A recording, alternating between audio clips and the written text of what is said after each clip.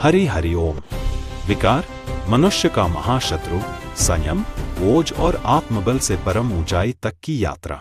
क्या सच में वीर्य केवल मैल नहीं बल्कि आत्मशक्ति का अमृत है?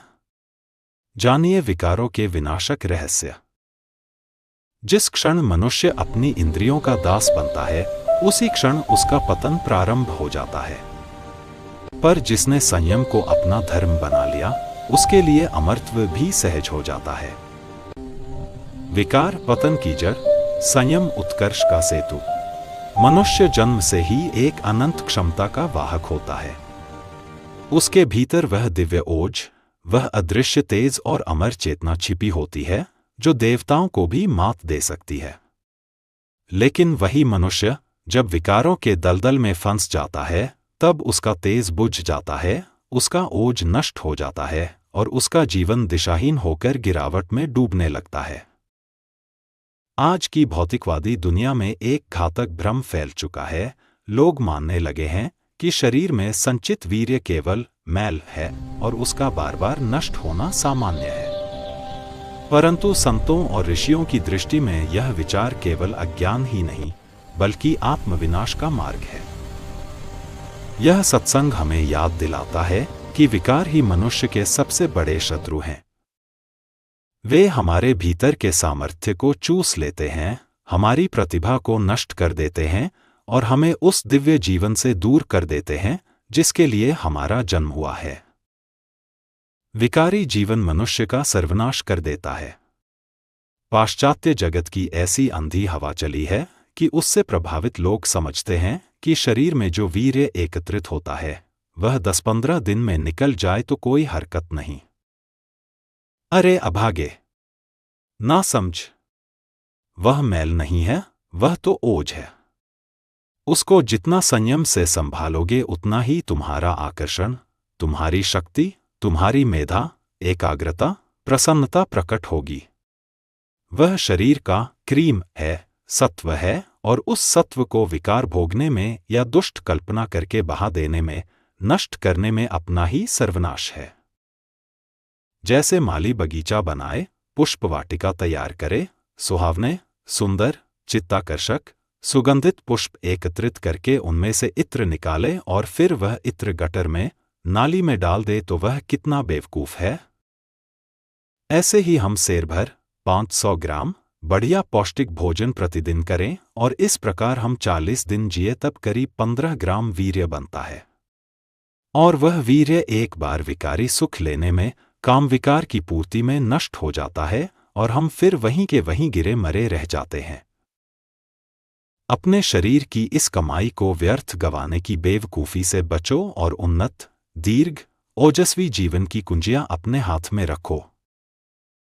आँख, कान, नाक, जिह्वा और शिश्न, इन 5 इंद्रियों की लगाम मन के हाथ है और उनका उपयोग करने की सत्ता बुद्धि रखती है।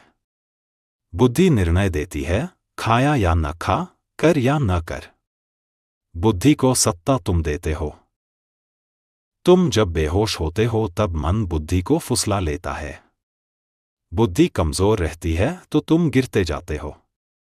गिरने की ऐसी पक्की आदत पड़ती है कि फिर लगता है, इन चीजों के बिना जिएंगे कैसे। एक बार अपनी महिमा को, अपने सोहम स्वभाव को, अपने आत्मबल को जगाकर बुद्धि का तेज बढ़ा दो, फिर बुद्धि उचित निर्णय करेगी। सत्संग, साधु दर्शन, देव दर्शन इसीलिए है। जब तक इसीलिए है कि तुम्हारी बुद्धि धोखा न खा जाए, मन के अधीन न वर्ते, अपितु मन बुद्धि के अधीन रहे। मन जब बुद्धि के अधीन चलेगा तब इंद्रियों पर संयम रहेगा। मन जब इंद्रियों के पक्ष में होता है और बुद्धि को अपने पक्ष में बना लेता है, तब दिन को जो साहब ऑर्डर फरमाते हैं और हजारों लोग भाग दौड़ मचा देते हैं, रात को वे ही साहब लेडी के आगे जैसे कुत्ता कुत्ती की योनि चाटता रहता है, वैसी ही दशा में गिर जाते हैं। धिक्कार है उस पढ़ाई लिखाई और साहेबी को जो तुम्हारी बुद्धि को बार बार उस गंदे मैले केंद्रों को चूंधने में लगा देती है। धिक्कार है उस साहेबपने को, बुद्धिमत्ता को। यह तो शरीर का मैल है, निकलना चाहिए, धिक्कार है ऐसी बुद्धि को, ऐसी डॉक्टरी को आग लगा दो, ऐसी समझ को आग लगा दो जो तुम्हें निस्तेज बना देती है। मन की धोखेबाजी से बचने के लिए प्रणव का जप, प्राणायाम और कोई न कोई नियम ले लो। अगर मन ने गलती की तो 2 दिन भोजन नहीं मिलेगा, ऐसा सबक दिया करो। जीवन में महापुरुषों का पीठ बल चाहिए, मगर तुम अपने आप महापुरुषों के पीठ बल का उपयोग करोगे तब न। महापुरुषों का भी महापुरुष तो परमात्मा है और वह तो तुम्हारा अंतर्यामी बनकर बैठा है। तुम और कौन से महापुरुषों का पीठ बल चाहते हो? अरे, उन महापुरुषों का पीठ बल है सत्संग। वे तुम्हें उपदेश करते हैं। अब तुम दृढ़ होने के लिए कुछ समय उनकी प्रेरणा से एकांतवास में या उनके सानिध्य में अपने को कुछ समय के लिए स्थित कर दो। संयम आत्मा की विजय की कुंजी। विकारी जीवन मनुष्य का सर्वनाश कर देता है। संयमित जीवन उसे देवत्व तक पहुंचा देता है।